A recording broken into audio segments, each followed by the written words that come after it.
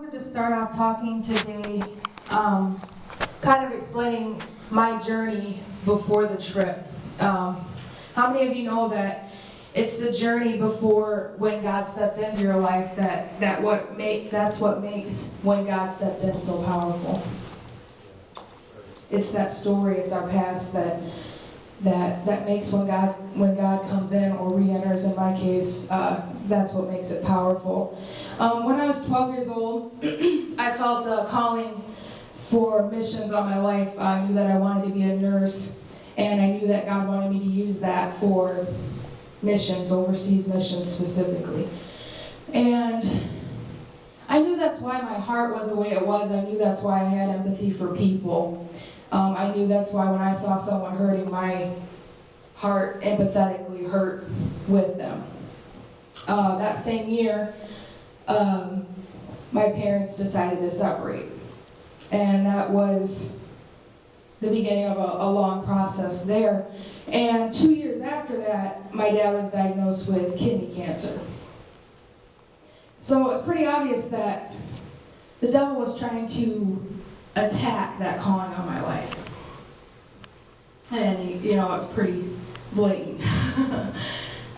Those are two big events to happen to a 12 through 14, 15-year-old girl all at once. And those attacks were almost successful, because how I dealt with them was I let anger compensate for feeling. I let anger get into my heart, and I was mad at God for allowing that to happen in my life. But then anger still was too attached. Anger still involved emotion. So then I slowly let that anger become bitterness. And what that bitterness did was it calloused my heart over. And so where that feeling wasn't there anymore. But the thing with that, though, is when we let that anger and bitterness take parts in our heart, guess who can't fit in there anymore? And that's Jesus.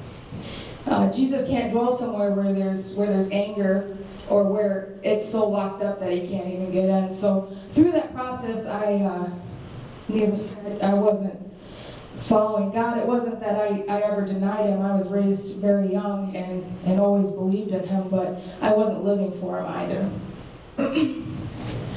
So fast forward to October 2011, I asked Mr. Chuck Cooley to come and hear Tom Stamen speak here, because I really believed in what Tom Stamen does, and also I really, his messages touched me, and his prophetic word was real, and I believed in it wholeheartedly. So that night, Tom spoke both into Chuck and myself that missions was our calling in life, and it was supposed to be a big part of our life. And we made a decision that night that he was right and we shouldn't run from it anymore. And he said, well, the next trip's in December. So that was October. So in 2 months, we just said we're going to do it.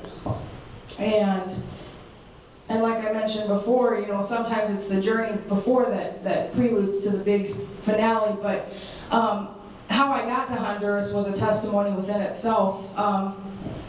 I needed to have a passport. I was starting from scratch, never been out of the country before. So I needed to apply for a passport. And they said that was kind of a lengthy process. And when I went and applied anyways, because I said, you know, if it's going to take long, I'm not going to raise the money to do it. It's just not going to happen. So, but I went anyways. And I went to my mailbox a week later, and there laid my passport. They said it would take 4 to 6 weeks, but I went to my mailbox a week later, and my passport was there. And if anybody's ever dealt with the U.S. government, anything with paperwork, we know that that's not the quickest process, no matter what it may be. So then I kind of just like stood there at my mailbox, and I'm like, all right, God, I guess I'm supposed to do this. So from then on, I kind of went full-fledged with it. I said, all right, I'm going to raise these funds, I'm going to do it. So.